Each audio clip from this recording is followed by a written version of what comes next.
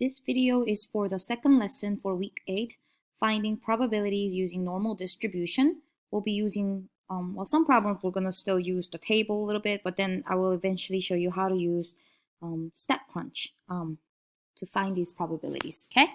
I did link the first video to this agenda slide, so you can click on it. It's a little bit longer, 59 minutes and 22 seconds, but I think this one is going to be a little bit faster because we will be able to use StatCrunch for the second half of this lesson.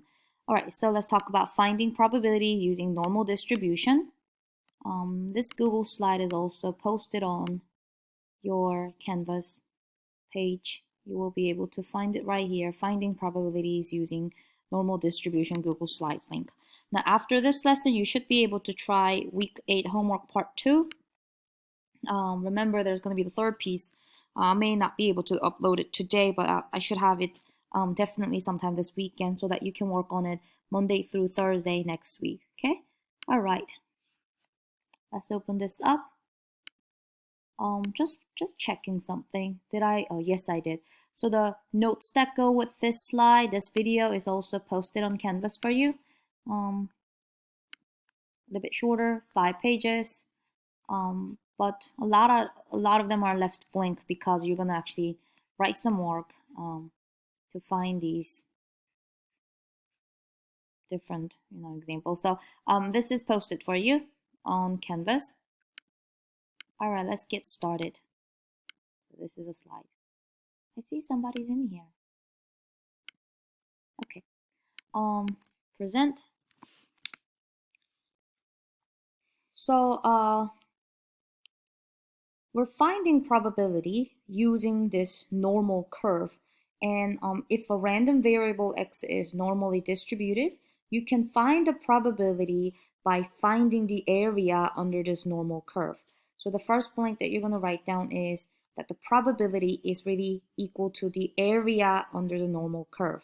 So if they ask you a question like this, what is a probability that x is smaller than 60?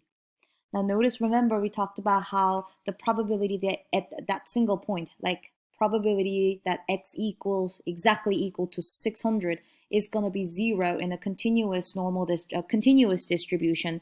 So it's the same thing if they ask you what's the probability that x is less than 600 or probability that the x is less than or equal to 600. The answer is going to be exactly the same.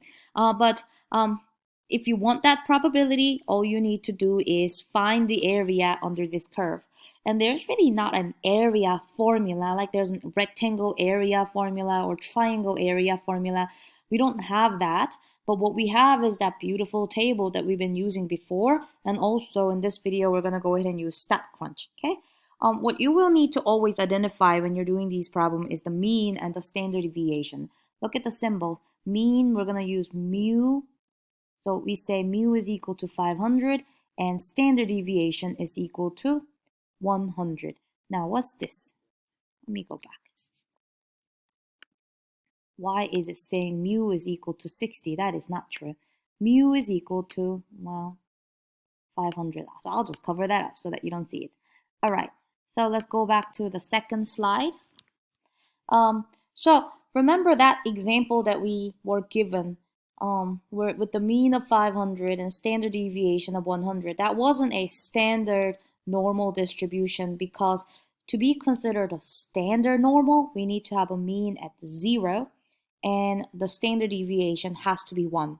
But it's called standard normal distribution because we can standardize anything. We can standardize anything using the z-score formula. So look, the right side, the first one on top, we have a normal curve that has a mean of 500 and a standard deviation of 100. So you see how they created this number line, right? Put that 500 right in the middle, add 100 to go to the right, add another 100 to go to the right, and about 3 standard deviation above the mean. That's enough to the right extreme. And then you can subtract 100 to go to the left, subtract another 100. So that's how they created this number line and this bell curve, right? The value of x, one standard deviation above the mean, is going to be, well, just like how we said, 500 plus 100. So one standard deviation above, that's going to be exactly at 600. Okay? Now look at the standard normal curve though. Now this one looks a little different.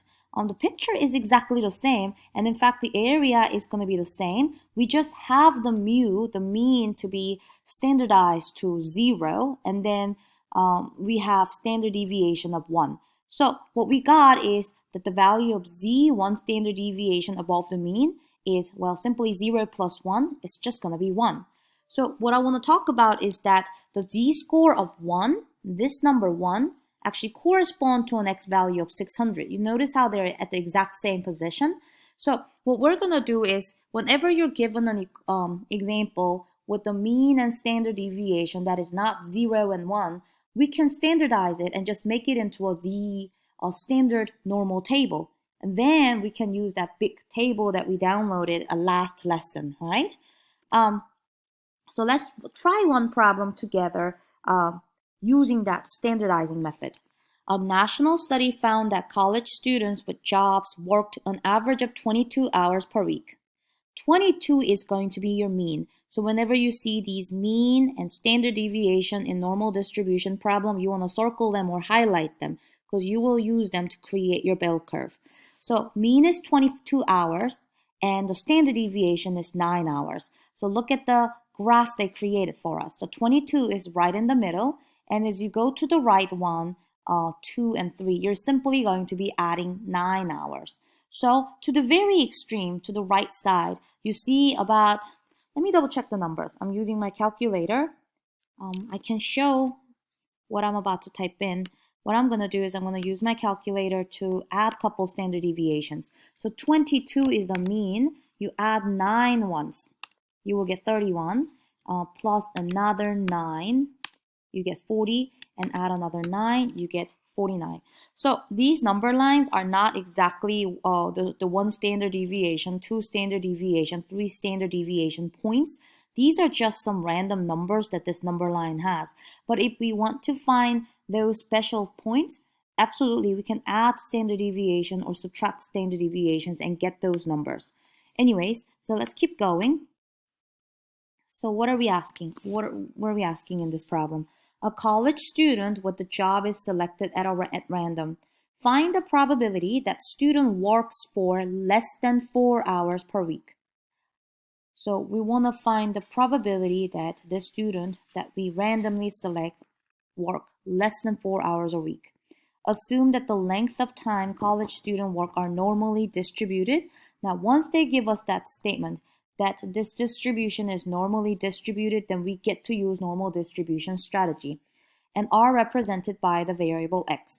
Now look at this picture for me. Now you know that the probability of x is less than 4 is going to be the area under the curve that they shaded for us right here. So it doesn't look big at all, right? So it's going to be, what we're expecting is it's going to be a small probability. But what we're going to do is we're going to use the z-score. So you want to take some notes on this. We're going to use a z-score to convert this into a standard normal distribution. So here we go. The z-score that corresponds to to 4 hours. Our x is 4. Remember the z-score formula? What we're going to do is we're going to take this x and we will subtract the mean from it. And then what do? You divide it by the standard deviation. So if you do that, here's the formula for you. You do x minus mu, and you divide that difference by the standard deviation. So that's why we're doing 4 minus 22, and remember that the standard deviation was 9. If you do 4 minus 22, and you divide that difference by 9, you will get negative 2. So what we got is that the probability that x is less than 4 in this given distribution is going to be the same as that the probability that z is going to be less than negative 2 in a standard normal distribution. So the standard normal table, what we're going to do is we're going to use that same table method that we talked about in the previous video. This is what we're going to find, and a quick reminder of how we are going to find that. What we want to find is that probability that z is less than negative 2, because we converted our 4 hours into the z-standard score of -2. Let me kind of review that with you, okay? So I kind of saved my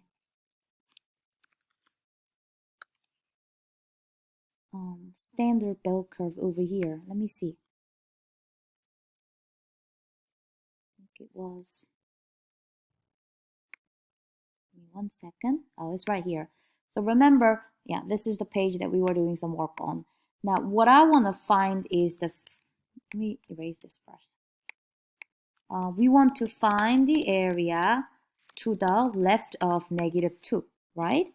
To the left of -2, because we want probability that z is less than -2.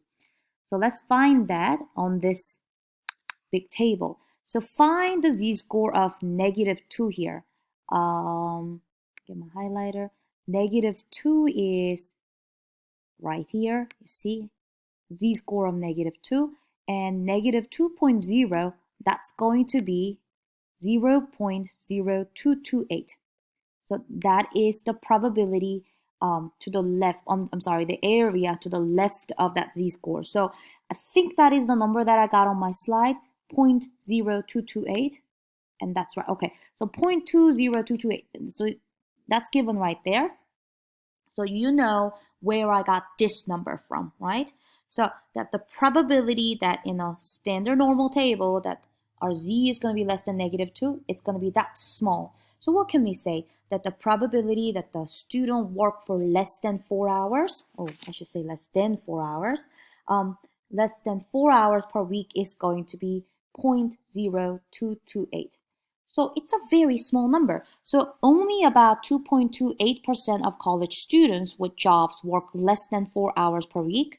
So it sounds like more of them are going to work more than 4 hours per week, because 2.28% is less than 5%. This is an unusual event. Okay? All right. So that's how you would convert a regular number like 4 hours into a z-score so that we can use the standard normal table to find the probability. Let's try another one. A survey indicates that for each trip to a supermarket, a shopper spends an average of 43 minutes. Now highlight that number 43. That is an average of 43 minutes. They are giving you the mean of this distribution. And then they also said with a standard deviation of 12 minutes in the store. So like in your head right now, you should be drawing a beautiful bell curve that has 43 right in the middle. And as you go 3 to the right of that 43, you are adding 12 each time you're going to the right. And as you want to go to the left side of that 43, you are subtracting 12. So it would be nice to have a curve, but you don't always have to draw a curve. The length of time spent in the store are normally distributed. Now this is their okay sign for you to use the normal distribution. And are represented by the variable x. A shopper enters the store. Now, A, let's find the probability that the shopper will be in the store for more than 37 minutes. Now let's take a look. 37 minutes is the x that we want. But if you want to use the standard normal table, you need to standardize that number 37 first. So use a z-score formula, which does x minus mu divided by standard deviation. 37 is our x. But remember, mean was 43. So you do 37 minus 43 first.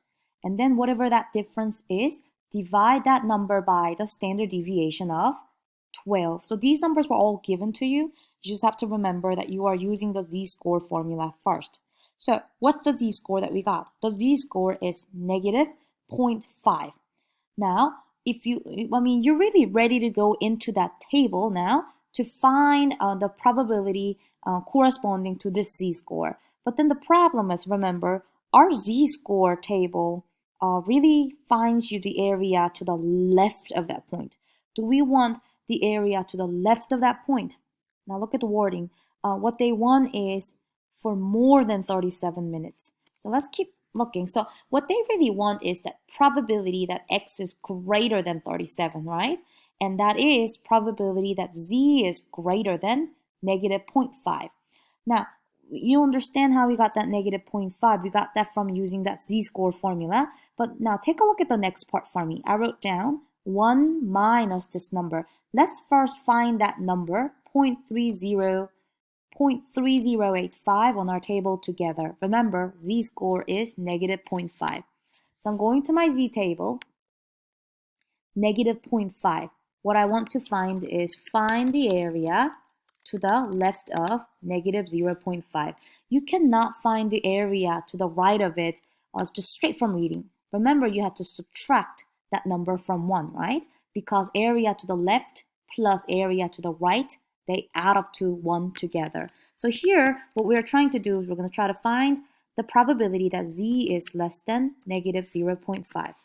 So where are you, negative 0.5? So I got all these different things highlighted already. Let me move this down. Negative 0.5 is down here. Take a look. For the cumulative area for negative 0.5 is going to be 0.3085. 0.3085. So from that table, let me go back. That's where we got that 0.3085, and you understand why we must subtract it, right? Because what we found was that the probability that z was less than negative 0.5. So if you want the probability that z is greater than negative 0.5, you just have to subtract it from the whole 1. Therefore, the probability comes out to be 0.6915. So, the chance that the shopper will be in the store for more than 37 minutes is approximately 69.15%. We can use this to answer an application question. Suppose that 200 shoppers enter the store. How many shoppers would you expect to be in the store for each interval? Okay, so the interval that we are interested in is more than 37 minutes. So if 200 shoppers come into the store, and if 63.15% of them are staying more than 37 minutes, how can you figure out how many are staying for more than 37 minutes? You simply multiply. You do 200 times that probability, and that's going to give you approximately 138 shoppers. So that's how we can use this probability calculation to actually answer an application problem. Okay, let's try C and D, a very similar one, but it's going to be a little more. Whenever they just ask you for less than 37 minutes or more than 37 minutes, there's only one z-score that you must find. But take a look at this one for me. Find the probability that the shopper will be in the store for, in between 22 and 52 minutes. So for this one, remember in the first video, we talked about finding the areas and subtracting them. So we're going to do the same thing. But first, convert both 22 and 52 minutes into z-scores. So the first z-score that has to do with 22 minutes is going to be 22 minus 43. Remember, 43 is the mean, is the average. After subtracting those two, divided by 12. Remember, 12 is the standard deviation. If you do that, you will get a negative 1.75 for the z-score. Now, for 52 minutes, you do the same z-score formula, but do 52 minus 43, and then you divide that by 12. Then you will get 0.75. What you will now need to do is find the area associated with both of these numbers. So you will have to go to the number table. Let's do that together. I'm going to go ahead and maybe I can just... All right, the first number is negative 1.75. Negative 1.75.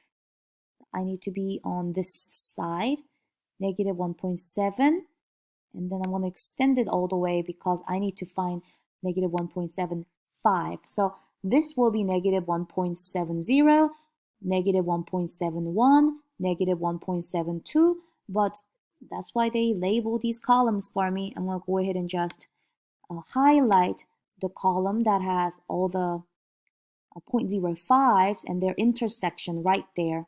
So here we go, we found it. So the first probability that has to do with negative 1.75 is going to be 0.0401. So you write that number down. Because we're going to subtract these two probabilities that we're about to find. Now the next one was 0.75, right? So let's find the probability or area under the curve that's associated with 0.75. So 0.75, you have to go to the positive side. 0.7, let me move this up actually. 0.7s are all over here, and 5s are all here. Therefore, their intersection, I see it, it's gonna be 0.7734. So I hope you wrote both of these numbers down, 0.7734 and 0.0401, because we are about to subtract them now, okay? So we found those two numbers, and I wrote it right here for you. 0.7734, take away 0.0401. That is how you find the probability in between two given points. So that the probability that we wanted was 73.33%. Now let's answer an application problem using that probability. So what if, again, 200 shoppers enter the store? How many of them would you expect to spend in between 22 to 52 minutes? So do 200 times 0.733. You're expecting about 147 shoppers to stay in between 22 and 52 minutes. Okay, so I think that's enough of doing things by hand. And, depending on where you are transferring to, because some of the university, they may still want you to use these like table method, but most definitely you are going to be able to use some technology like either TI-84 calculator, StatCrunch, or Minitab, different tools, but we're going to use StatCrunch now, okay? So take a look. I took a screenshot of where you can find a normal distribution calculator. So go to StatCrunch, under Stat, under Calculators, you will find normal. I'll show you that we're going to do a couple together, but this is where you can find it. Remember last class or last week, we used a binomial, right? But today we're going to be using normal calculator. Okay, so let's use technology to find the probability for this problem. All right. Oh my goodness, I'm gonna have trouble reading this. Triglycerides, okay, are a type of fat in the bloodstream. The mean triglyceride level for US adults ages 20 and older is 97 milliliters per deciliter. So highlight that number, 97. Why? Because that is the mean. All right, assume this level of US adults who are at least 20 years old are normally distributed. So here's their okay sign for you to use normal distribution. So as soon as you see this part, you know that you can use the StatCrunch normal calculator. And they are giving you with a standard deviation of 25 milliliters per deciliter. You randomly select a US adult who is at least 20 years old. What is the probability that the person's triglyceride level is less than 100? This level, less than 150 milligram per deciliter are considered normal. Okay, so just some random facts that I'm learning. I'm going to go ahead and highlight a couple numbers that are important here for you, okay? So you do want to write down these things. You know what? I will write it. I will type it here with you. Type that mean or write that mean is equal to 97. The standard deviation is equal to what number? 25. And then what we want to find is find that the probability is that x is what? Less than 100. So it was a long sentence. It was, looks like they were giving you a lot of information, but this is really what you want to find. Make this a little bit bigger. So these are the three things that you're going to need to first identify. Mean is 97, standard deviation is 25, and that we want to find what is the probability that the person's triglyceride level is less than 100. So this is the question that we want to answer. But in a long normal distribution problems, there are some things that you're looking for. You really need to identify your mean, standard deviation, and what you are trying to find, okay? So once you have those three things identified, you are ready to use StatCrunch. All right, let me keep going. Oh, look. So I used Minitab when I was in school.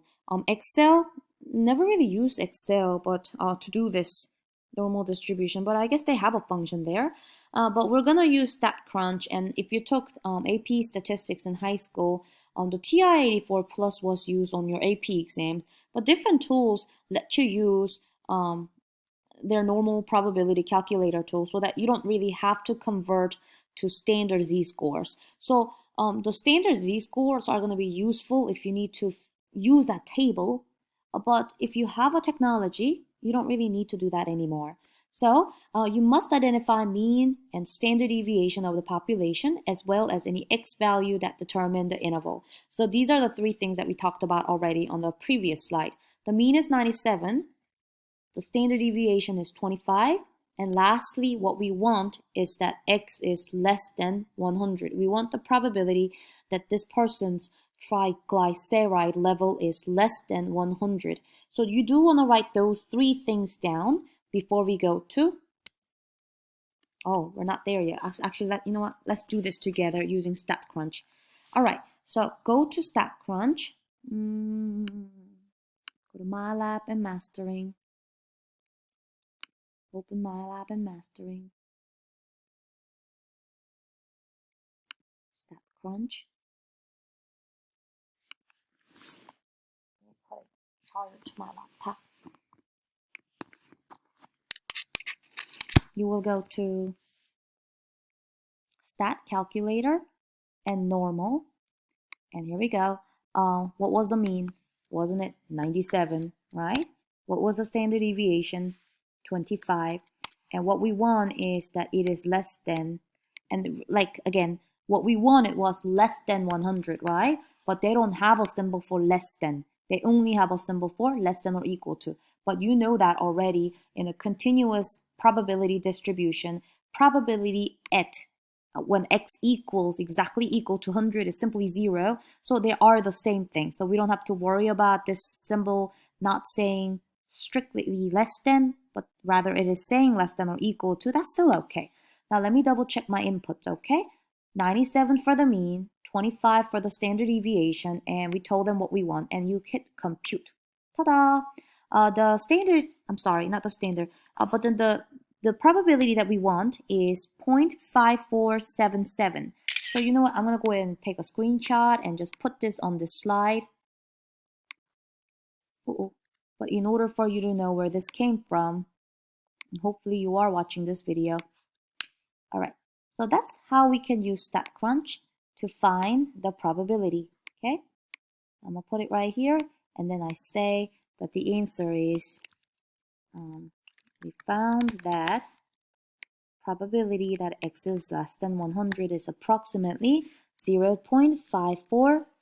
It's so small, I can't see. Hold on, let me just copy this number. But you know what? This is what I would do if I'm doing your homework. It's great that you know how to use the table now, but if you have the technology at home, you should be able to use it to complete your homework problems, okay? Alrighty, let's keep going. You know what though? That may be a good stopping point because the other part really has to do with going backward. So if you take a look, I'm gonna give a little break after this slide. I'm gonna go ahead and enter a new slide and say that, what should I say? Because the next part is actually going backward. Notice that we were going from x to z-score to probability, or using technology, we are going from x straight to probability.